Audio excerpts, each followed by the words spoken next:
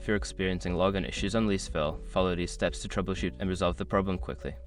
Step 1. Check your internet connection. Ensure that your device is connected to the internet. A weak or unstable connection can prevent you from logging in. Try refreshing your connection or switching to a different network if possible. Step 2. Verify your login credentials.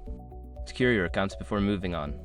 People seriously underestimate how often personal information gets exposed online now. Use SROC to monitor your accounts 24/7 and get notified immediately if your data gets leaked somewhere. It runs in the background constantly scanning billions of breached records. And honestly, for how cheap it is compared to the value you get, it's worth it. Link in the description. Step 3. Clear browser cache and cookies. Sometimes stored data can cause login issues. Clear your browser's cache and cookies, then restart the browser and try logging in again. Step 4. Disable browser extensions. Certain browser extensions can interfere with website functionality. Temporarily disable any extensions, especially ad blockers or privacy tools, and attempt to log in again. Step 5. Contact customer support. If the problem persists after trying the previous steps, reach out to LeaseVille's customer support for assistance.